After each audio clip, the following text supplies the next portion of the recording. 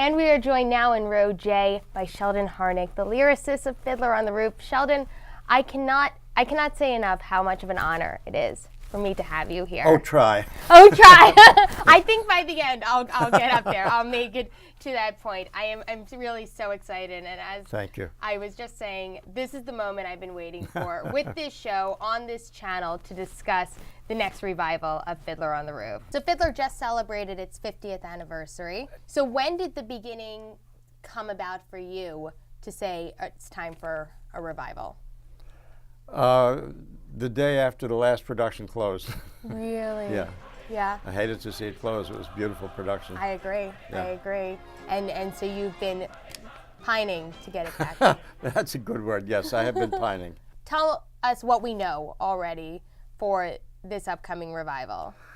Well, the only thing we know is that Bart Scher has worked with Danny Burston a couple of times, and he wanted Danny, and I thought that was a splendid idea. I have to tell you, everyone who comes on this show wants to be in this revival. So we can talk. I have plenty of That's nice to hear. I have lots of ideas. We can go back and forth, and we'll go back with Bartlett Scher. I think we can come up with the best cast.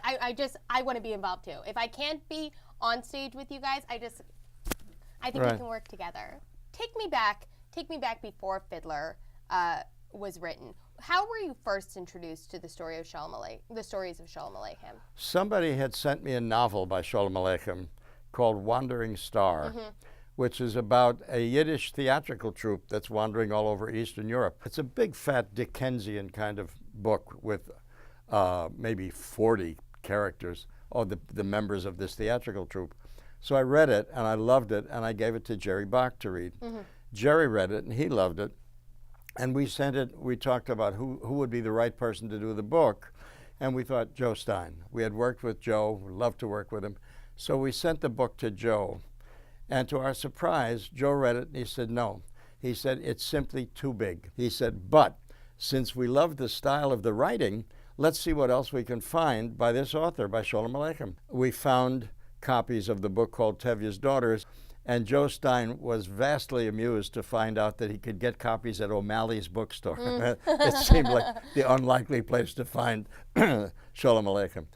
And then somebody suggested, let's go to Jerry Robbins for a director. And so we went to Jerry Robbins, thinking if we get Jerry Robbins, then any producer will want to do the show.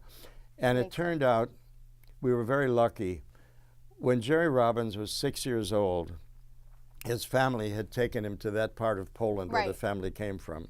And he said even at the age of 6, he just remembered it as being a very emotional and joyous experience, which he never forgot. And then in World War II, when he saw that the Nazis were exterminating shtetls like this, he thought, oh my God, I'll bet one of them that they've exterminated is the one I visited when I was a kid. So when we said, will you direct our show, to him, it was an opportunity to put that shtetl culture, to give it another life, to bring it back. He discovered that there were Hasidic weddings at hotels on the west side of New York, and he got us invited to those weddings.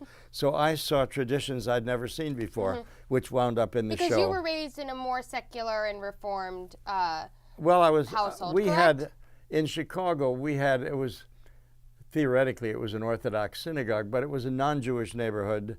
And as a matter of fact, our synagogue had been a church before that. So, yeah, so.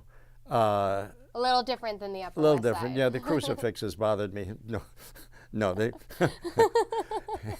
Anyway. We have to redecorate, I guess. We have to redecorate, yes. Anyway, we went to these weddings. There was a man, I would call him an entertainer, except that his form of entertainment was simply to walk around with a bottle on his head. And that became the bottle dance. You know, we would see him at all these weddings, just walking around with a bottle on his head. Oh my God. So Jerry was like, I would do this times 6, and we're gonna dance. Right, yes. Oh, when we opened in Detroit, it was, we were scared stiff because we went to Detroit. Yeah, what happened with that theater there? Well, Hal Prince had made an arrangement with the man who owned the theater. We had to be there for 5 weeks, but they only had a subscription for 3.5 weeks. So for the last week and a half we were there, You were they flying hadn't sold a blind. ticket. Yeah. Yeah, and we thought, oh my God, if we don't get good reviews, we'll die here. Right. And we arrive in Detroit and we find there's a newspaper strike. So we weren't going to get reviews. Oh my gosh. And we thought, what will happen?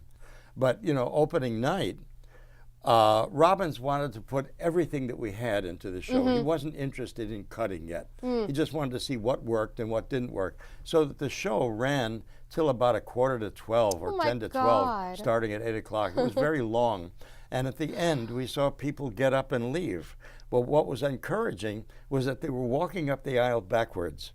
Like they wanted to see what was going on until the minute that they had to leave the theater.